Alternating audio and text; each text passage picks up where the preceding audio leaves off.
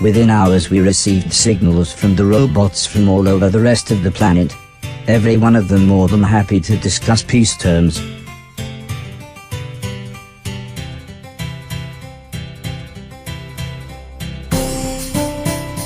I think this was the happiest time of my life.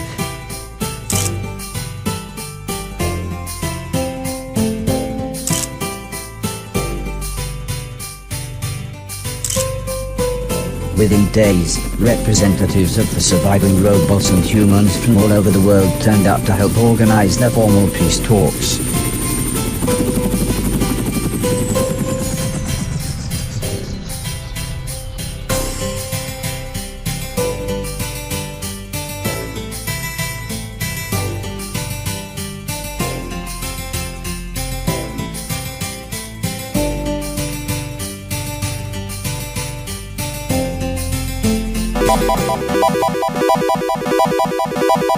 "So, you have achieved peace," said the man in black. "Well done. Well done indeed." The old lady was obviously surprised. "I didn't realize you had survived. Where on earth are you?" "Would it surprise you," continued the man in black, "if I told you we were in fact not on Earth, but on the moon?" "I knew it," interrupted Mr. Preston. "Secret space, Black Ops, bases on the moon, it's all true?" "Yes," explained the man in black. "When the war was all but lost, as a precautionary measure, the great and the good strategically repositioned to the moon." "And now we've saved the day," interrupted Heather. "You want to come back and take all the glory?" No, not at all, young lady. We would like you all to join us on the moon. We'll send a shuttle. That way you can help us plan a new renaissance for the planet."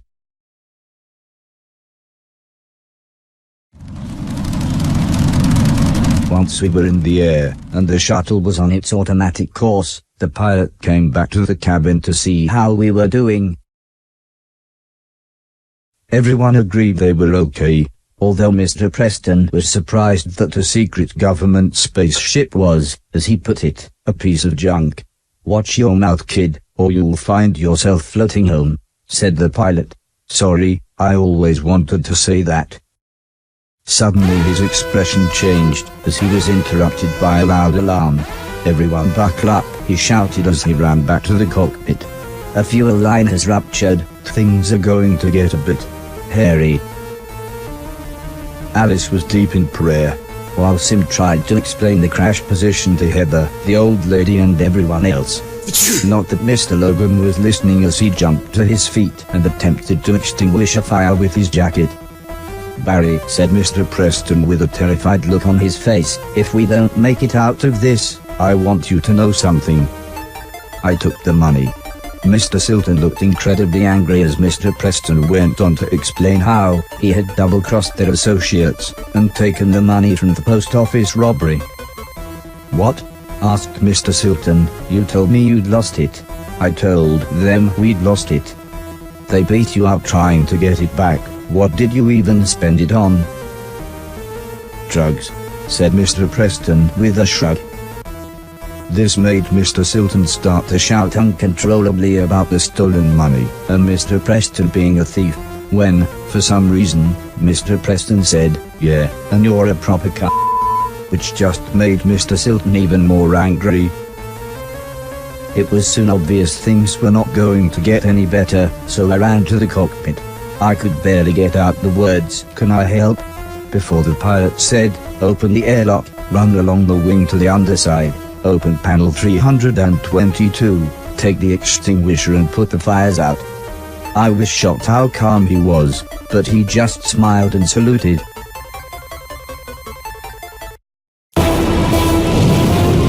"I can see my how here," you scream.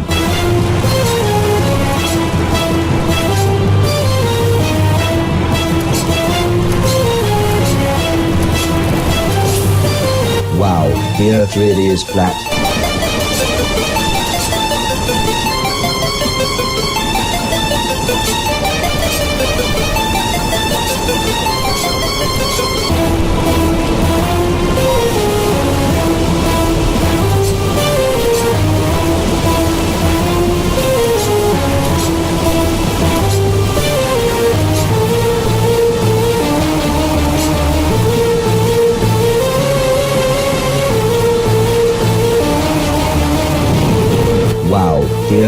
his flat.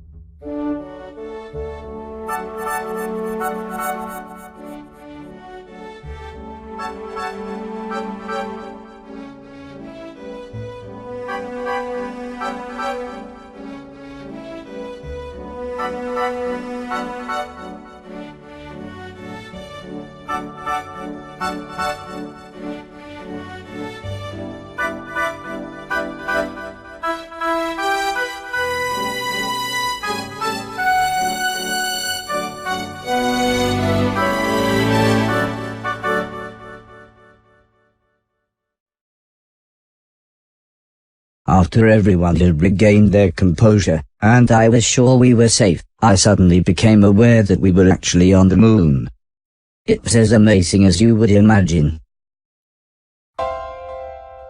Everyone had to wear special suits due to the lack of oxygen. But, not needing to breathe, I was fine without one. Heather took lots of photos and even set up a tripod to get one of everyone with the Earth behind us.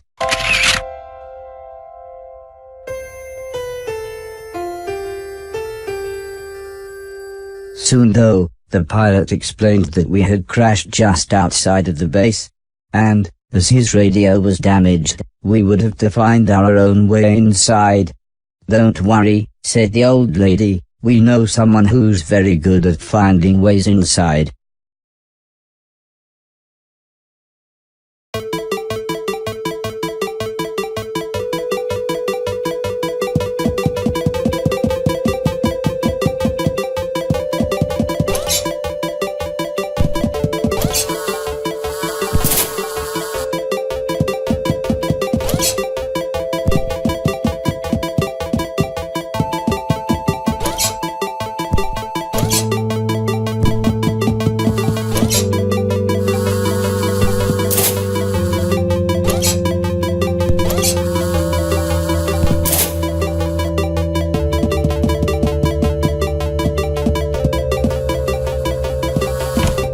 I don't know why, but for some reason, whilst I was inside these vents, my shoes refused to stick to anything.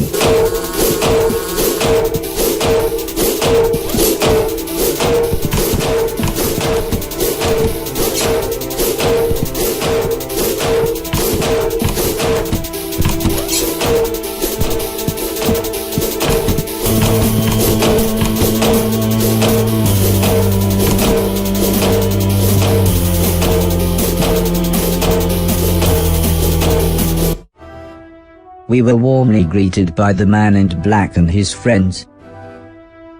before they whisked us away to show us the rest of the base. Although the buildings were clearly for military use, we walked through huge hallways and galleries. They really were the types of rooms you would expect to see in a 5-star hotel or a beautiful palace. "I'm sorry your husband couldn't be here," said the man in black. "Yes," said the old lady with a smile, "I'm sure he would have enjoyed the adventure." Heather and Preston were just excited to be on the moon. But the scientists were confused as to why we were invited. "Yes, why are we here?" said the French doctor. "Surely it wasn't merely to see your extravagant moon base." The man in black explained that once the war had escalated, he and his associates had tactically relocated to the moon. "What associates? You and your billionaire mates," said Mr. Preston. "See, I told you, the Black Knight satellite, moon bases, JFK, it's all true." But Mr. Silton called him a and told him to f*** off. "Well, if you're going to keep a civilization alive, it's going to need its leaders," said the man in black. "Come now, let me show you some more."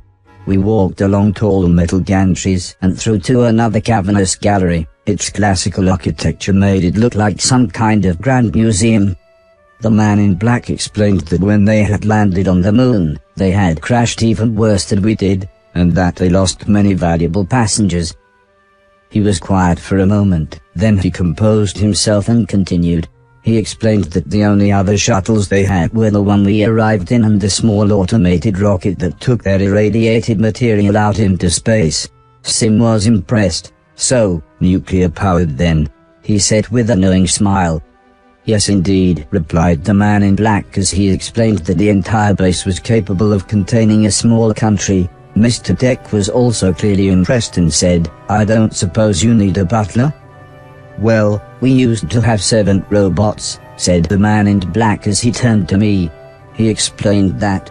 Now, I was the only robot on the moon after they had all the others removed. "Come now," he said with a smile. "You must all be tired. Let me show you to your rooms." I shared a room with Heather. It wasn't exactly nice, but at least the bunk beds were exciting. Heather had fallen asleep by the time I'd looked around. After all, just like the man in black had said, we were all very tired.